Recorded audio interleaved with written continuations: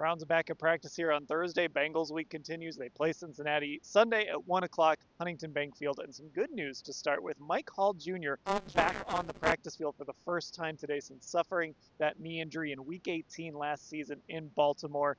Mary Kay, we've talked so much about this pass rush, so much about this interior pass rush, and we will see what Mike's status is for the game, but this is a good first step for him to be back on the practice field. It really is. It's a great sign. I didn't really think we would see him back in practice this week since, sometimes you get through Wednesday and they're kind of just ruled out for the week, basically.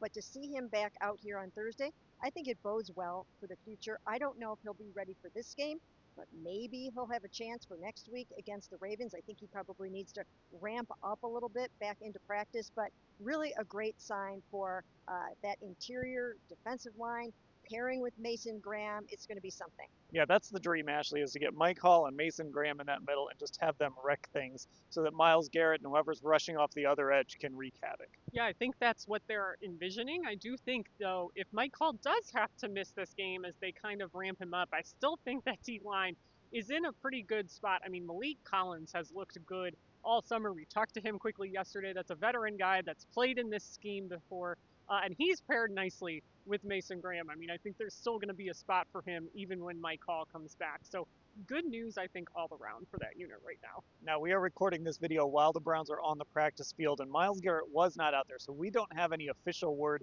as of this recording at least, as to why Myles wasn't out there.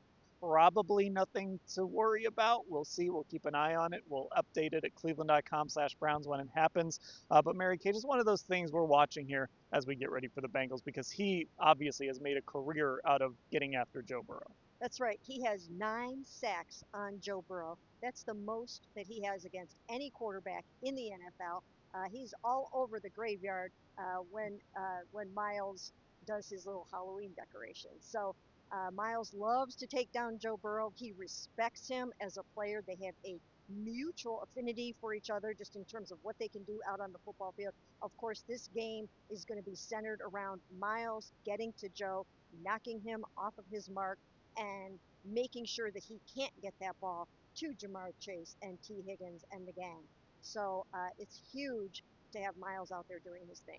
Yeah, and of course, Ashley, just again, I can just close my eyes and envision Myles bursting around the edge, Joe Burrow not seeing him, the ball getting strip sack. It's just become a part of both of their careers in a lot of ways. It has. I mean, Myles has really been a thorn in that side of the Bengals offensive line for years now. And they have 2 rookies starting on that line. So that definitely is a fascinating storyline headed into this week, because I do think there's going to be some opportunities up and down that line to create pressure. And I think this is really going to be our first look to see how everyone else also can do with that.